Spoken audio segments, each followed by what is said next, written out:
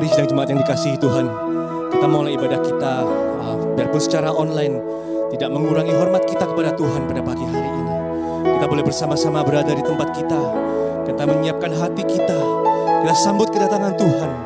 Kami percaya ya Tuhan, walaupun masih di tengah-tengah wabah corona ini ya Bapa, kami percaya Tuhan, kuasa-Mu tidak pernah berubah, pertolongan-Mu tidak pernah berubah Tuhan. Kalau dahulu Engkau sudah menolong kami, bahkan sekarang, bahkan sampai yang akan datang Bapa, kami boleh tetap menantikan percaya dari Engkau. Kami boleh menantikan pertolongan dari Engkau ya Bapa. Haleluya.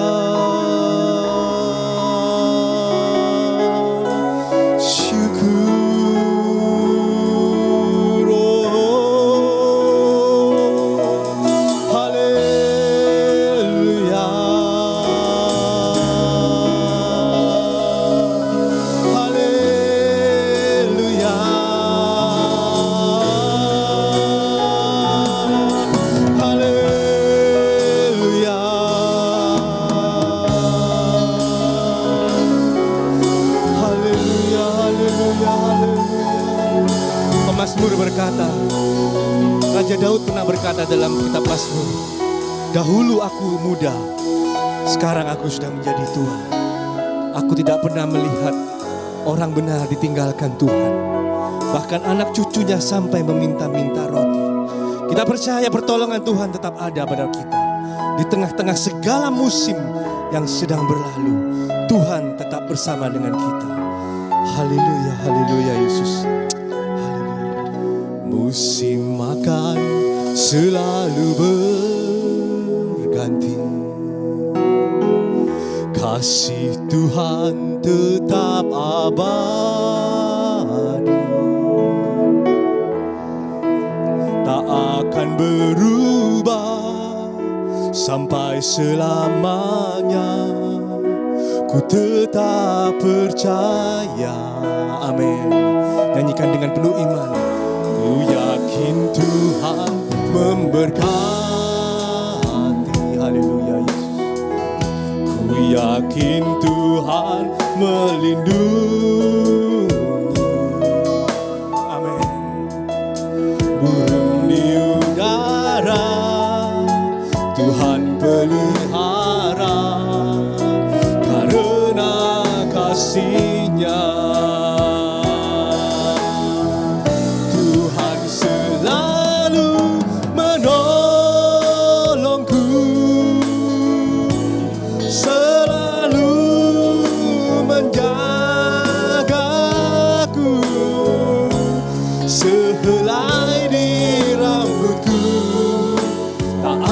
Terjatuh tanpa seizin-Mu. Tuhan selalu menolongku, selalu menjagaku. Dia mengenyangkanku dan peliharaku seumur hidupku. Ku yakin Tuhan memberkati, ku yakin Tuhan memberkati, amin, haleluya. Ku yakin Tuhan melindungi, amin, haleluya Yesus. Burung di udara Tuhan pelihara, karena kasih-Nya. Tuhan selalu menolongku, selalu menjagaku. Sehelai di rambutku tak akan terjatuh tanpa seizin-Mu. Tuhan selalu menolongku, selalu menjagaku.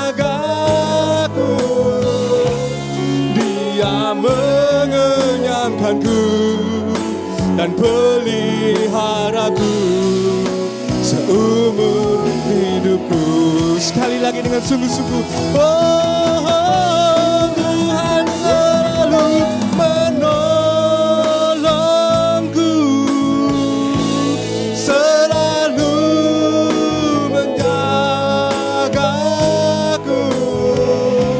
sehelai di rambutku tak akan terjatuh tanpa seizin-Mu. Tuhan selalu menolongku, selalu menjagaku. Dia mengenyangkanku dan peliharaku seumur hidupku. Dia kenyangkanku, oh, Dia mengenyangkanku dan peliharaku seumur hidupku. Oh, kenyangkanku, Dia mengenyangkanku dan peliharaku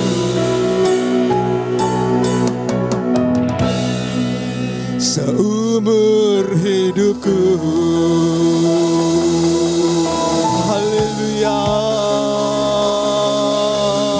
syukur. Haleluya,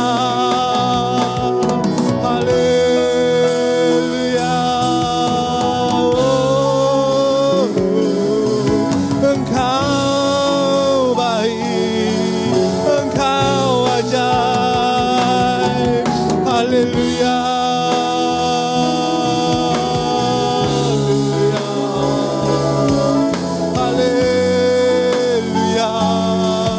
haleluya, haleluya, haleluya,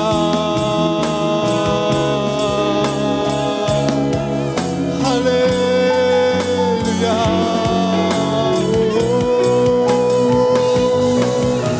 haleluya,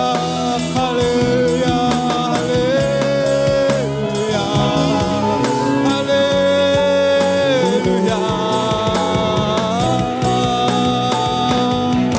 haleluya,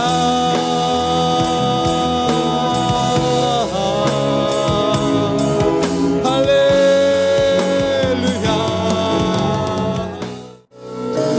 Selalu menolongku,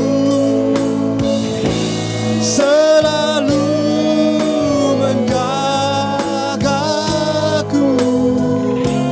sehelai di rambutku tak akan terjatuh tanpa seizin-Mu. Oh, haleluya, menolongku, selalu menjagaku. Dia mengenyangkanku dan peliharaku seumur hidupku. Dia kenyangkanku, haleluya. Dia mengenyangkanku dan peliharaku seumur hidupku. Dia kenyangkanku, oh, Dia mengenyangkanku, peliharaku seumur hidupku. Amin. Haleluya. Inilah kerinduan kami Tuhan pada pagi hari ini. Tuhan, kami percaya meskipun dunia sedang dilanda gonjang-ganjing, mungkin krismon, mungkin krisis virus, kami tetap percaya Tuhan. Musim boleh berganti, tapi Engkau tetap bersama dengan kami. Terima kasih ya Bapa, terima kasih. Terima kasih ya Tuhan, kami buka ibadah online kami pada pagi hari ini dalam satu nama yang besar, itulah nama Tuhan Yesus Kristus. Haleluya, amin. Haleluya. Sedang jemaat kita mau menaikkan satu lagu pujian sukacita ya. Lagu ini lagu lama, saya yakin kita semua pasti bisa. Ayo. Amin, haleluya.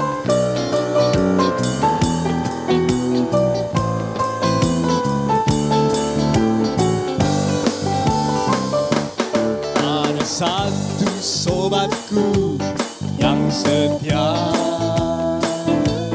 tak pernah dia tinggalkan diriku.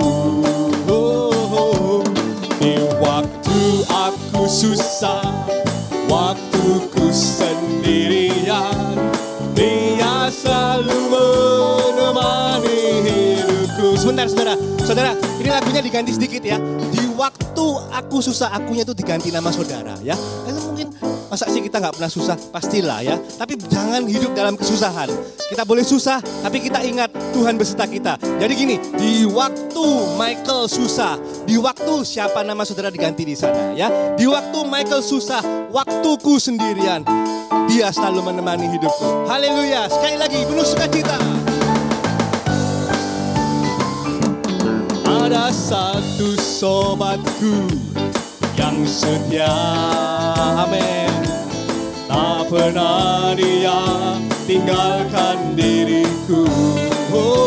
Nama saudara, di waktu Michael susah, waktuku sendirian, dia selalu menemani hidup. Sekali lagi, ada satu sobatku yang setia,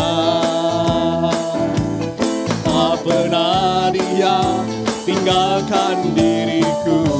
Ayo namanya sebut.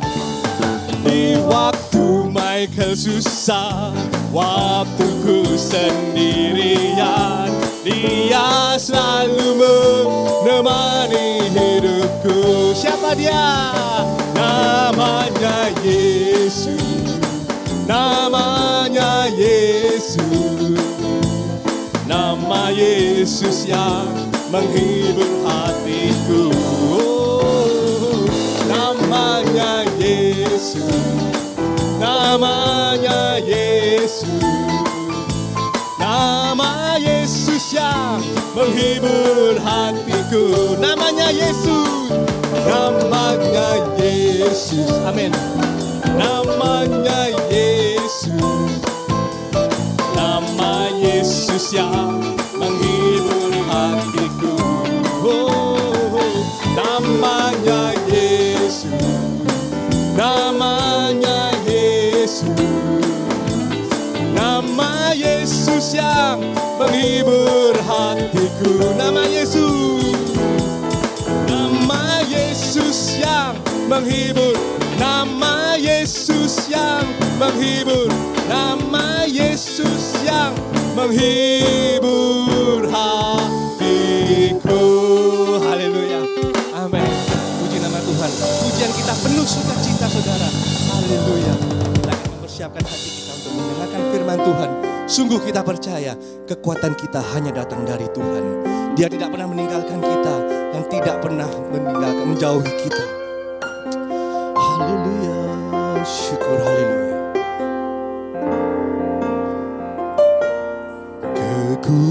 Kekuatan di hidupku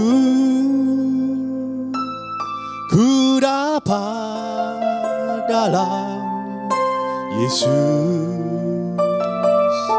Dia tak pernah tinggalkanku, setia menopangku, berseru berharap dalam Yesus. Sekali lagi katakan dengan sungguh-sungguh, kekuatanku, kekuatan di hidupku. Amin Tuhan. Ku dapat dalam Yesus. Dia tak pernah tinggalkanku, setia menopangku, berseru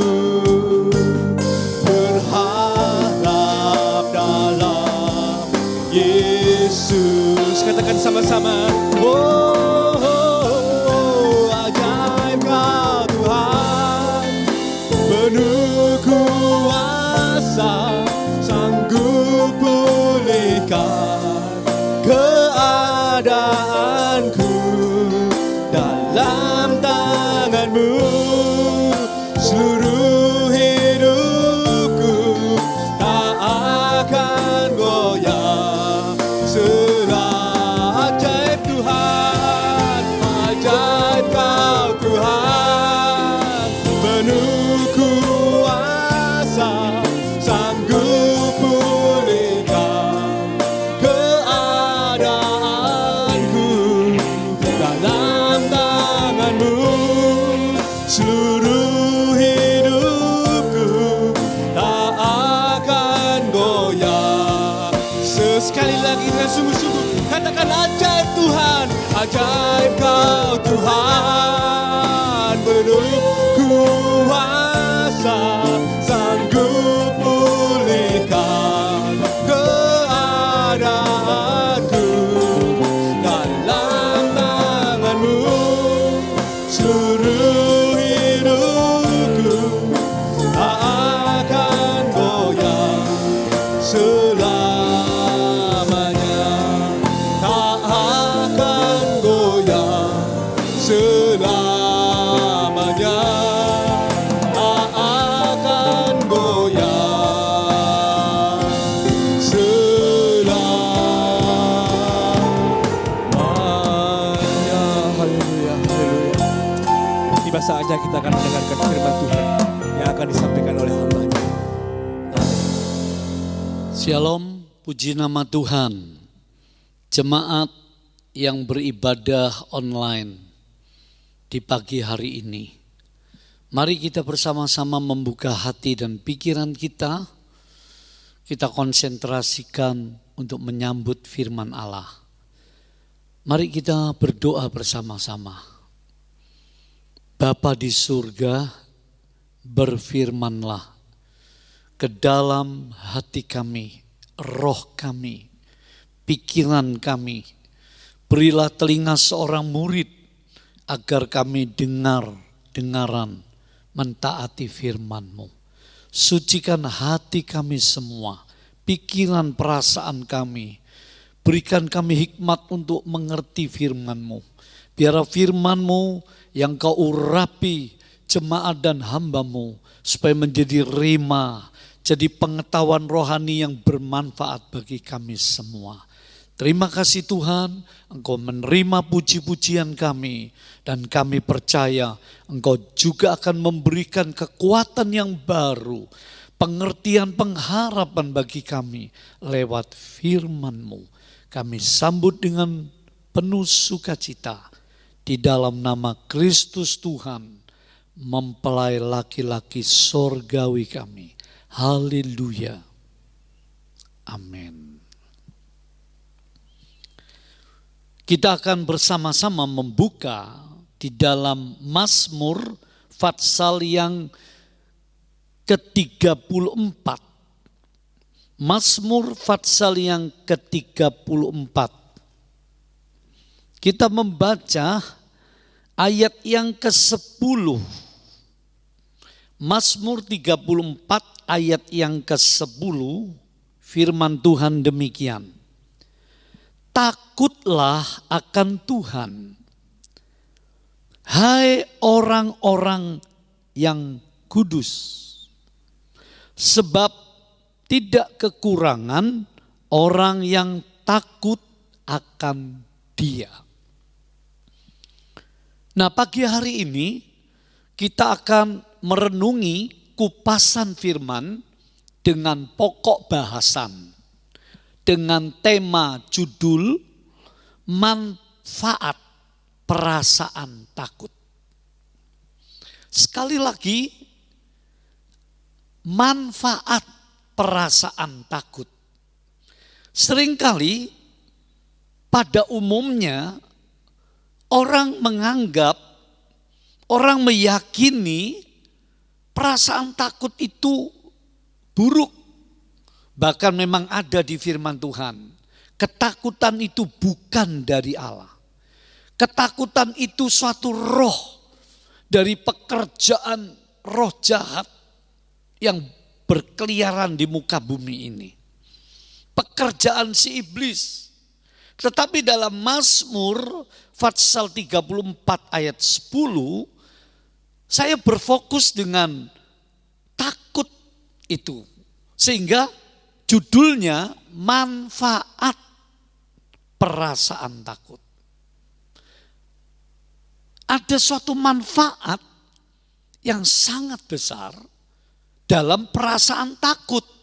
Di konteks Mazmur 34 ini, jemaat sekalian yang dikasihi Tuhan. Perasaan takut yang bagaimana? Bukan perasaan takut yang negatif. Takut hari tuanya terlantar, takut mati, takut kekurangan, takut akan hal-hal yang mungkin saja belum terjadi. Takut miskin, takut nanti ini begini, begitu. Wajar memang. Tetapi perasaan takut yang mengarah kepada suasana batin pikiran yang negatif, itu menyiksa loh. Menyiksa kehidupan kita. Tetapi ada perasaan takut yang membawa manfaat yang besar. Apa itu? Mazmur berkata, takutlah akan Tuhan. Nah, pagi hari ini kita mau merenungkan bersama-sama. Takut akan Tuhan. Satu pertanyaan perlu kita renungkan. Apakah dengan banyaknya peristiwa malapetaka di muka bumi ini, lalu manusia-manusia itu makin takut akan Tuhan? Tidak, saudara. Dikatakan di dalam Rom pasal yang ketiga ayat 14. Rasa takut akan Tuhan tidak ada di orang itu, di hati mereka. Nah, ini bicara tentang sifat keberdosaan yang asli dalam diri manusia. Sehingga manusia itu tidak takut akan Tuhan. Takut akan malapetaka. Takut akan nasibnya jadi buruk. Takut akan bahaya ini itu. Takut akan iblis. Takut akan manusia. Tetapi takut akan Tuhan. Ini perlu diajarkan. Perlu menjadi satu proses yang mengubahkan sifat kita.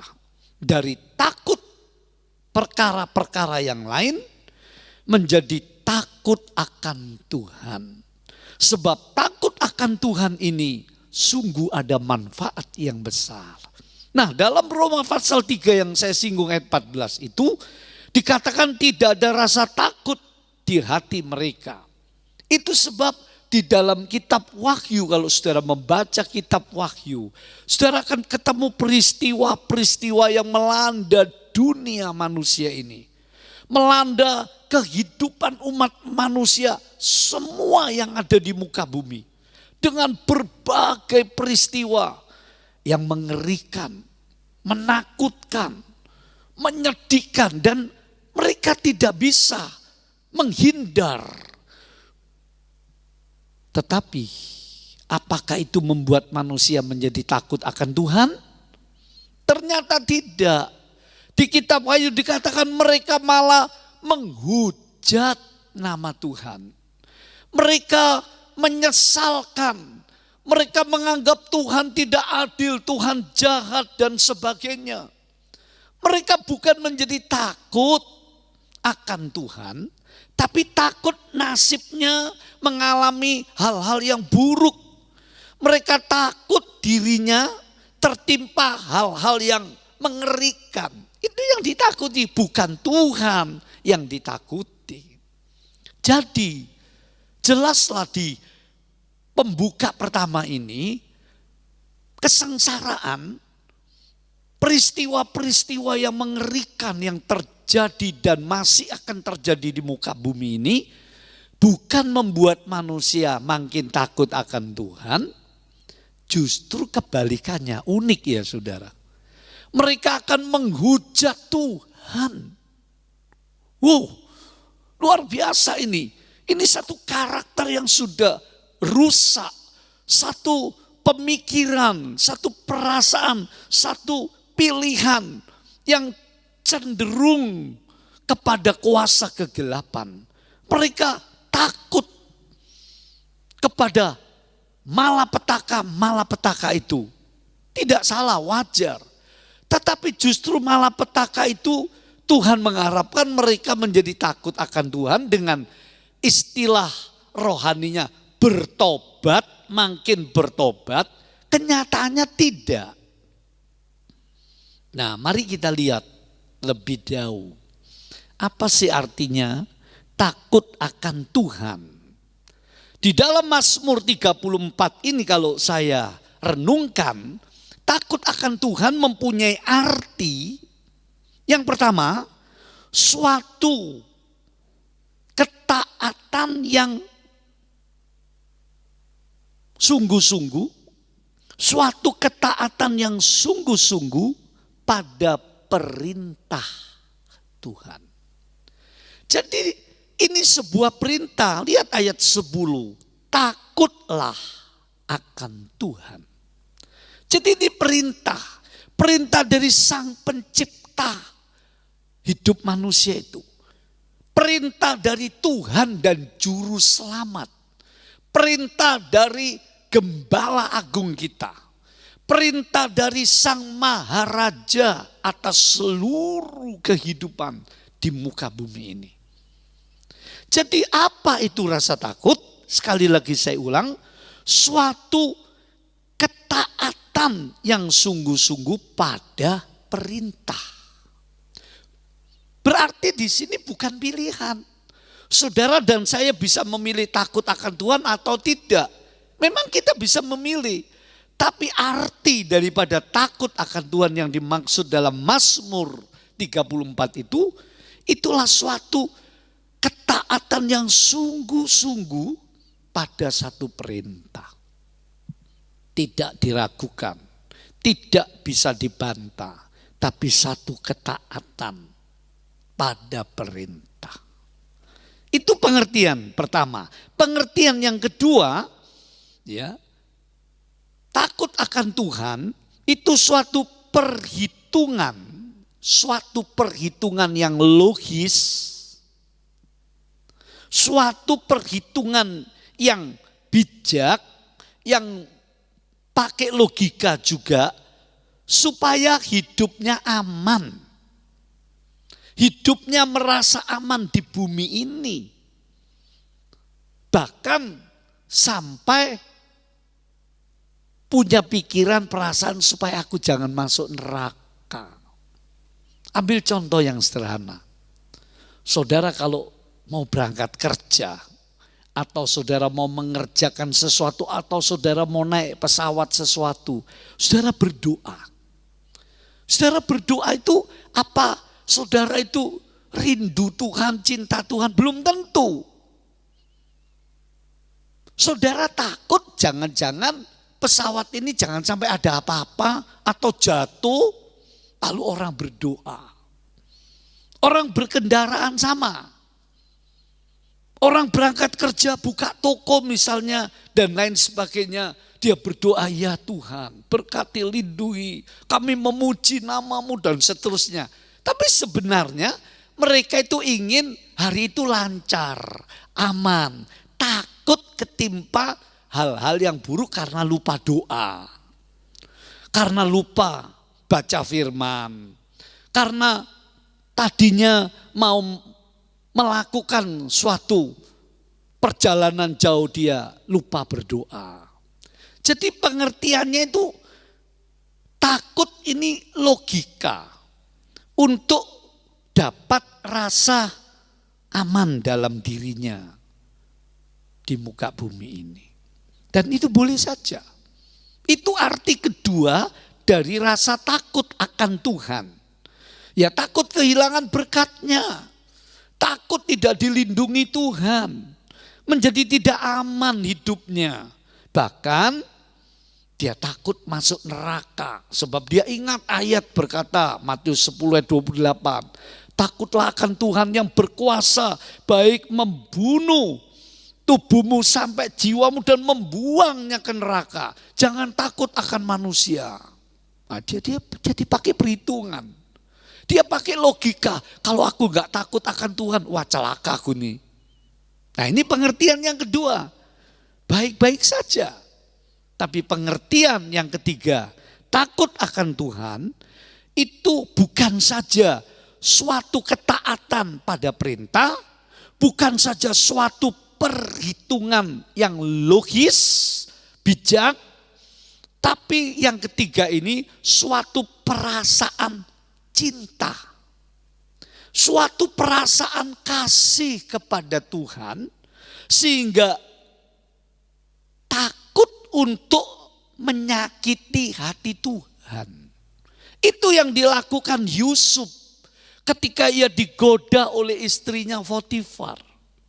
Wah, peluang yang sangat memungkinkan, suatu hal yang sangat luar biasa.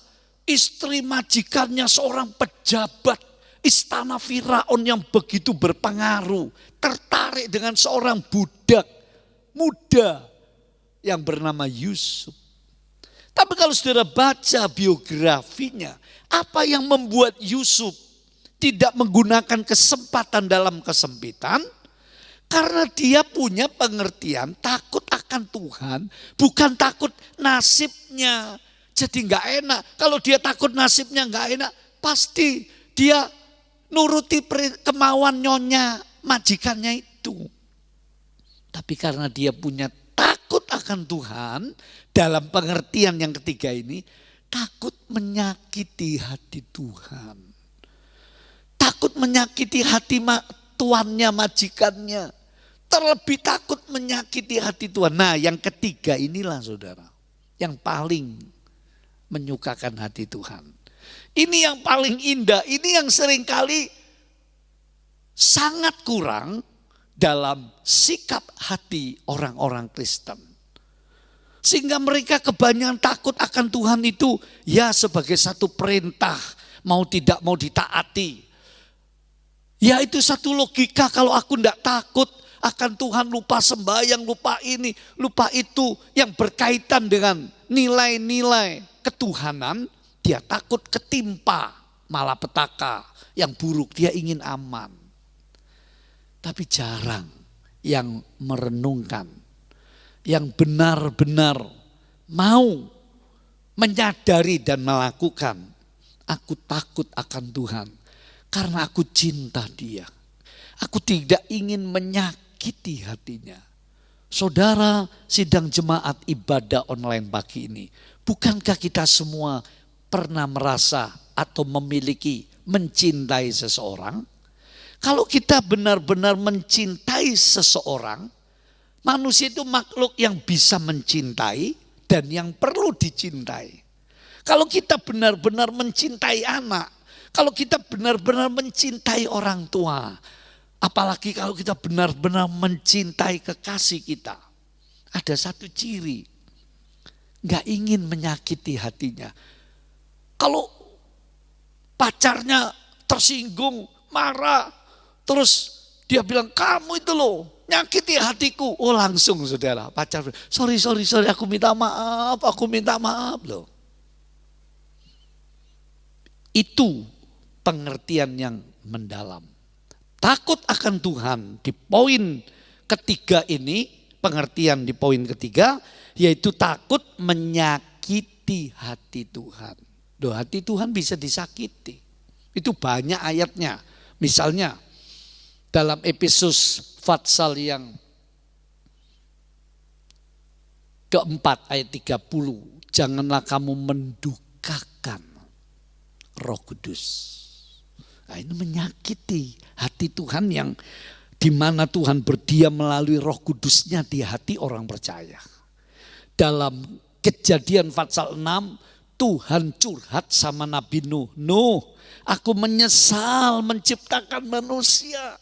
Sebab dari kecil hatinya jahat. Tidak cinta, tidak takut akan aku. Coba itu bayangkan.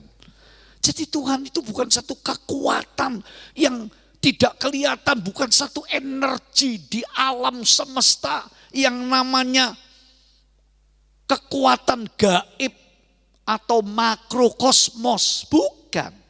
Tuhan itu suatu pribadi yang manis lembut, yang mengasihi kita. Jadi dia bisa disakiti. Saudara, kalau kita menyakiti orang lain itu sudah buruk. Tapi hidup kita tidak ditentukan melulu dari orang lain, bukan? Tapi kalau kita menyakiti Tuhan, wah, sebetulnya satu bahaya yang paling besar. Karena Tuhanlah yang mengatur dan menentukan jalan hidup manusia. Puji nama Tuhan. Mari kita lihat lebih jauh lagi manfaatnya dari takut akan Tuhan. Manfaatnya dari takut akan Tuhan di ayat 8 Mazmur 34 saya bacakan. Malaikat Tuhan berkemah di sekeliling orang-orang yang takut akan Dia, lalu meluputkan mereka. Haleluya. Katakan bersama-sama, Tuhan meluputkan aku dari malapetaka. Ayo katakan pagi hari ini, Tuhan yang meluputkan aku. Karena itu ada nyanyian, ya Yesus batu karang keluputan. Kalau Tuhan yang meluputkan, saudara, luar biasa. Tidak ada satu kekuatan yang bisa mencelakai kehidupan anak Tuhan. Tuhanlah batu karang keluputan. Haleluya. Nah, dikatakan ini manfaat pertama. Diluputkan dari hal-hal yang buruk.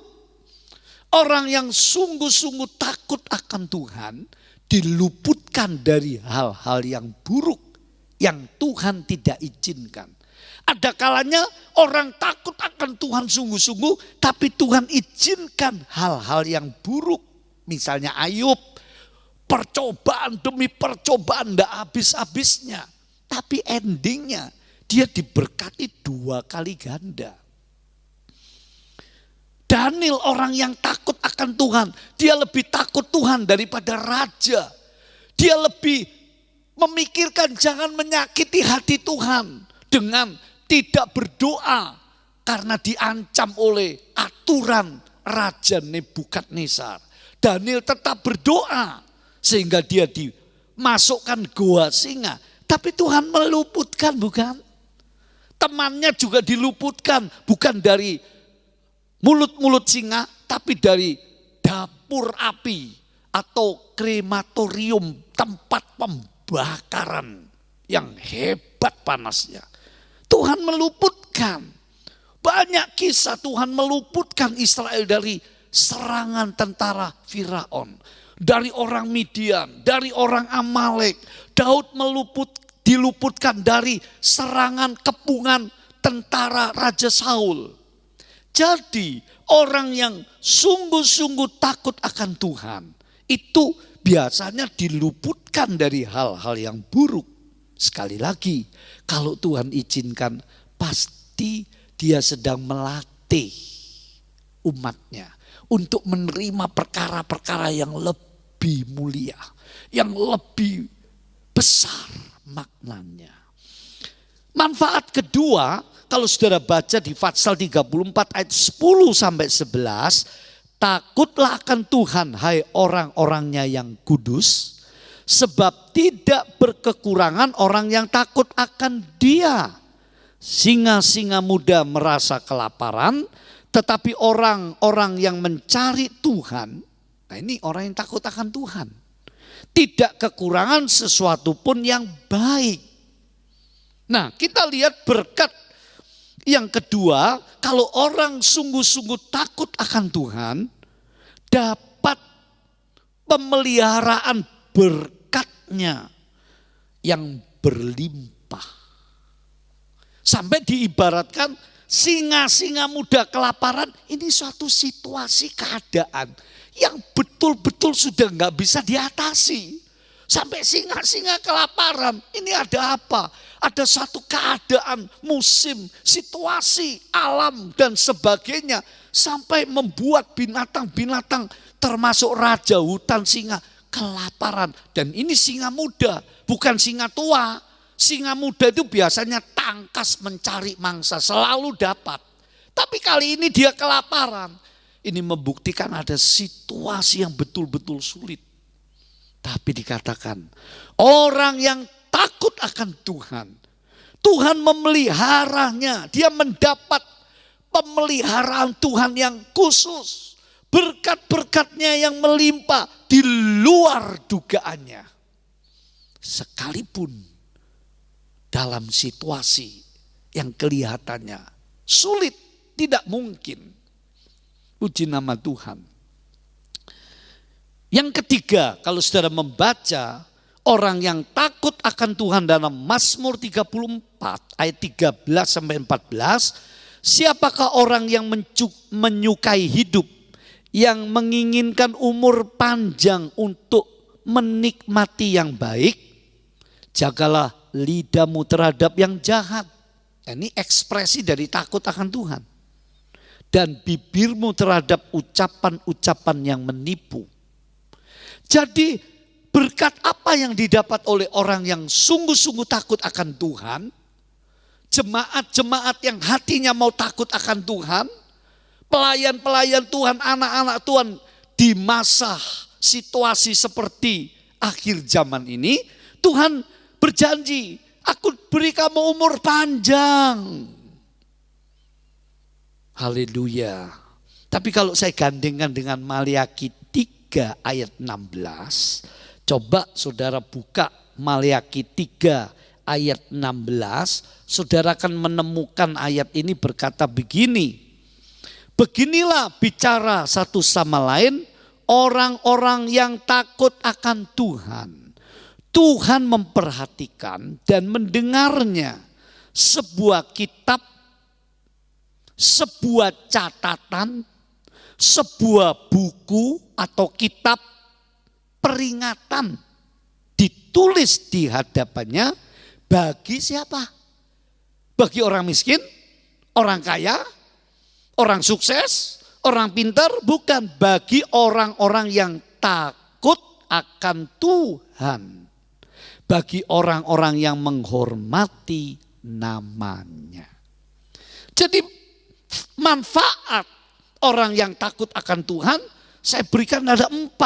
Diingat-ingat jemaat, ayo katakan, aku diluputkan Tuhan dari hal-hal yang buruk. Yang kedua, aku dapat pemeliharaan dari berkat-berkat Tuhan dengan melimpah. Aku dapat umur panjang. Aku dapat pahala surgawi. Kalau dikatakan di hadapan Tuhan ada buku yang mencatat, ada kitab yang mencatat, ini bicara pahala yang akan datang. Yang gak bisa dirusak oleh bencana alam, yang tidak bisa hilang oleh pencuri, yang tidak bisa rusak oleh karena ngengat ataupun rayap ataupun karat, dan yang tidak bisa hancur karena peperangan. Ini disimpan di sorga. Haleluya. Luar biasa manfaat perasaan takut, tapi takut akan Tuhan. Akhirnya, apa sih cirinya? Apa sih buktinya orang yang takut akan Tuhan? Mari jemaat sebelum kita akhiri kupasan firman ini. Kalau saudara baca Maliaki pasal 3, ya, ayat 14, kamu berkata, adalah sia-sia beribadah kepada Allah. Wah, ini hati-hati pada akhir zaman. Banyak orang Kristen yang merasa dan terpukul, aku ini sudah sungguh-sungguh, saya baru menolong 1 orang mau bunuh diri. Ini berapa hari yang lalu. Dia sudah masuk pantai, setengah badan, mau bunuh diri, mau ke tengah. Karena Dia ngomong begini dengan saya di telepon ini. Ini orang di luar kota, saudara. Percuma Pak Pendeta, saya ini setia sama Tuhan. Saya ini melakukan yang baik. Saya ini mau, tapi kok keadaan saya jadi begini. Saya dikhianati orang begini, begitu. Jadi saya bacakan ayat ini. Wah, dia tertegun. Saya bilang, kamu buka, di HP-mu kan ada Alkitab, buka. Maleakhi pasal yang ketiga ayat 16. Singkat cerita, dia nggak jadi bunuh diri, saudara. Saudara lihat, dikatakan ayat tadi, mereka berkata adalah sia-sia beribadah kepada Allah. Apa untungnya kita memelihara apa yang harus dilakukan di hadapannya, yaitu ketaatan, pelayanan, dan sebagainya. Dan berjalan dengan pakaian bergabung di hadapan Tuhan semesta alam. Nah, jadi ciri orang yang takut akan Tuhan menjaga, saudaraku, lidahnya. Menjaga lidahnya. Itu cirinya. Dia menjaga lidahnya. Tidak sampai menyangkal. Tidak sampai menyalahkan Tuhan. Dan menyalahkan orang lain melulu. Seringkali menyalahkan keadaan, tidak. Tapi dia bolehlah mengeluh. Dia mengeluh, ya Tuhan, mengapa semua ini terjadi? Tapi aku mau tetap setia kepadamu. Aku tetap mengucap syukur kepadamu Tuhan. Ayo katakan jemaat. Semua. Tuhan. Sama-sama, 2, 3. Tuhan, aku mau setia kepadamu. Aku mau mengucap syukur. Aku mau belajar menjaga perkataanku. Memuliakan namamu. Ini cirinya. Tapi kalau saudara lihat lagi, maka di ayat 15, 16, mulai 14, 15, 16, ada kata-kata, demikianlah orang yang beribadah. Demikianlah bicaranya orang yang beribadah kepada Tuhan. Bicara satu sama lain, orang-orang yang takut akan Tuhan. Jadi selain ciri perkataannya, menjaga lidahnya, ciri orang yang takut akan Tuhan, setia beribadah. Itu jelas. Kalau saudara baca ayat 18-nya, kamu akan melihat kembali. Kamu akan melihat kembali. Artinya akan terjadi suatu masa, suatu peristiwa yang dunia tidak menyangka. Siapa yang menyangka akan terjadi COVID seperti ini? Seluruh dunia tumplek blek bareng, susah. Siapa yang menduga? Saudara, tiba-tiba begitu juga ini, kamu akan melihat kembali perbedaannya antara orang benar dan orang fasik. Antara orang yang beribadah kepada Tuhan dan yang tidak beribadah kepadanya. Awas, hati-hati jemaat. Dalam situasi ibadah online ini orang bisa seenaknya ibadah. Sopo sing gelok? Sopo sing mau monitoring? Tidak ada. Orang yang takut akan Tuhan punya ciri. Dia benar-benar beribadah. Itu sebab di perjanjian lama ada yang namanya hari Sabat. Harinya Tuhan. Kalau perjanjian baru lebih mengarah kepada hari Minggu. Kalau Sabat itu Sabtu. Saudaraku, ciri yang kedua. Orang yang takut akan Tuhan selain dia menjaga lidahnya untuk hal-hal yang tidak baik, yang jahat. Supaya hidupnya menjadi baik, dia juga setia beribadah. Tapi yang terakhir ini, kalau saudara baca ayat yang 10, Maleakhi 3 ayat yang 10. Ini ayat paling disukai oleh orang-orang Kristen yang takut akan Tuhan. Ya, orang Kristen yang kurang takut akan Tuhan, ayat ini dilewati biasanya. Berkata begini, mulai ayat 9, kamu telah kena kutuk, tetapi kamu masih menipu aku, kata firman Tuhan. Ya, kamu seluruh bangsa, coba bayangkan ini. Seluruh jemaat, seluruh anak Tuhan, bahkan hamba-hamba Tuhan. Ya bisa saja. Di sini katakan, ya kamu seluruh bangsa. Apa ini? Kalau saudara baca ayat 7-nya, 8-nya, intinya apa? Soal mengembalikan perpuluhan milik Tuhan. Ayat 10 saya baca. Bawalah seluruh persembahan, seluruh persembahan. Misalnya saudara dapat warisan, sudah beri perpuluhan. Saudara dapat bonus, sudah beri perpuluhan. Jangan kira cuma bayaran bulanan lalu bonusnya enggak. Itu enggak betul itu. Seluruh perpuluhanmu ke dalam rumah perbendaraan. Di mana kita berbakti. Supaya ada persediaan makanan di rumahku. Dan ujilah. Terjemahan yang lebih sederhana. Cobai. Kan kita dibilang enggak boleh mencobai Tuhan. Tapi soal perpuluhan Tuhan serius ini. Sampai dibolehkan nyobai. Ini kan luar biasa. Ya ujilah di sini. Cobailah aku. Firman Tuhan. Semesta alam yang menciptakan alam semesta ini. Ya. Apakah aku tidak membukakan bagimu tingkap-tingkap jendela-jendela langit dan mencurahkan berkat kepadamu sampai berkelimpahan? Masih banyak orang yang tidak percaya. Tapi saya ingatkan, orang memberi perpuluhan bukan karena ingin dapat berkat berlimpah-limpah dulu, bukan. Orang memberi perpuluhan karena takut akan Tuhan. Takut untuk tidak mentaati perintahnya ini. Bawalah, bahkan Tuhan bilang bukan cuma suruh bawa, Tuhan menghakimi. Tuhan bilang kamu itu mencuri, terjemahan bahasa Inggris, kamu itu merampok milikku. Ih bayangkan saudara, kalau saudara punya milik terus dicuri orang, dirampok orang gimana saudara? Apa saudara diam? Hati-hati loh, jemaat dimanapun Anda berada, anak-anak Tuhan, hamba Tuhan.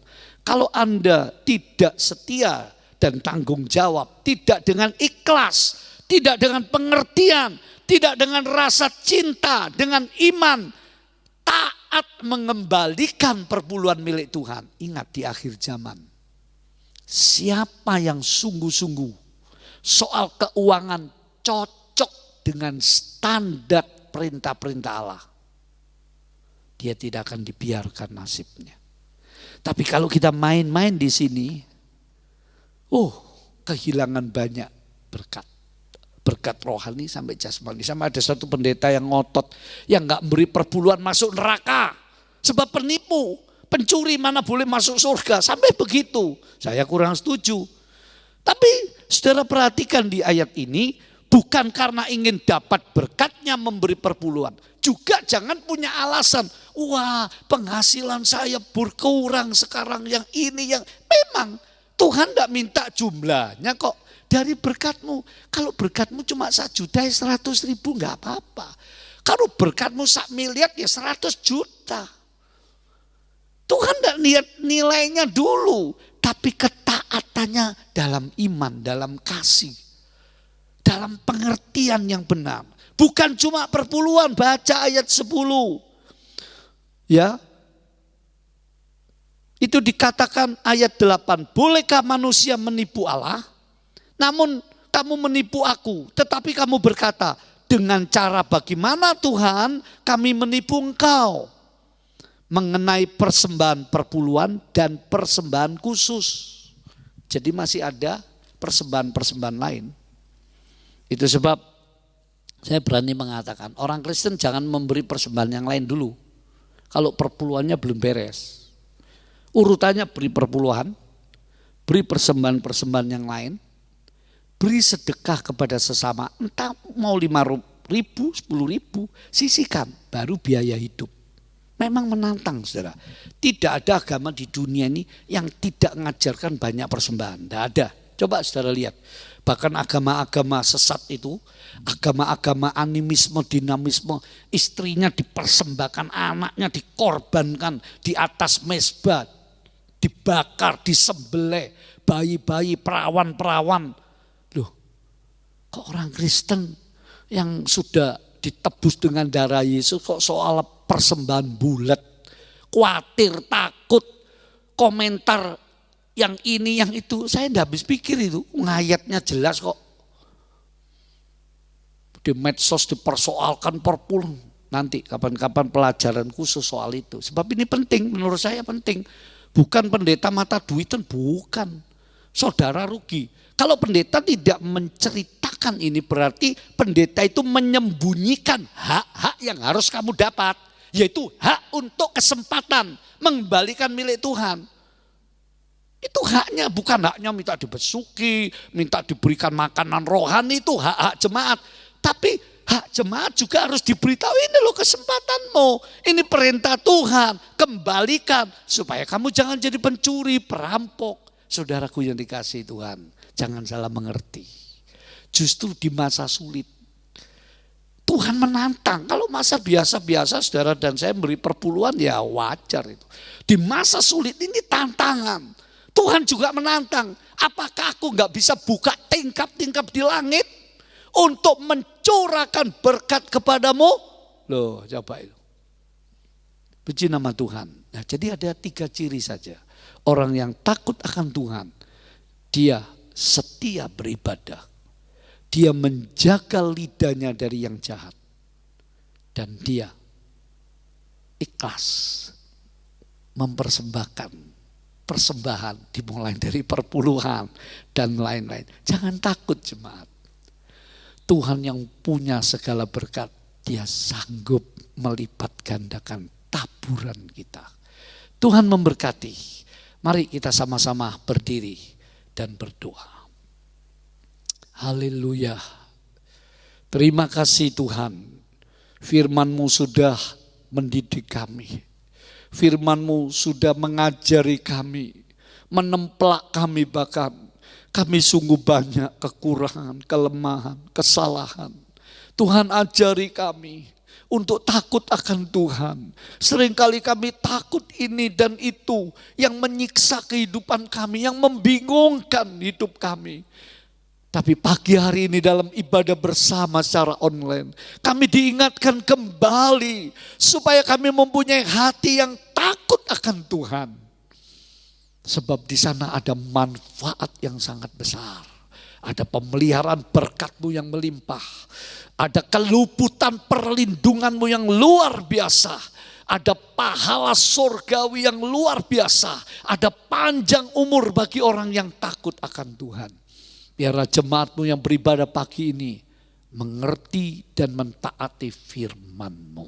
Terima kasih Tuhan Yesus. Kami naikkan doa kami pagi hari ini. Haleluya. Amin. Jemaat kita tetap berdiri. Mari kita angkat wajah, tangan kita dengan hati bersyukur. Jemaat yang dicintai Tuhan, turunlah berkat ilahi pagi hari ini. Terimalah anugerahnya, kasih setianya yang melimpah dari Allah Bapa di sorga. Korban tebusan dari anak Allah yang hidup Kristus Tuhan, yang mengubah kutuk menjadi berkat. Perlindungan, pimpinan, penghiburan, kekuatan dari Tuhan Roh El Kudus. Menyertai saudara dan saya hari ini esok sampai Maranatha. Tuhan datang dengan penuh kemuliaan. Saudara sudah diberkati. Puji nama Tuhan, yang percaya katakan amin.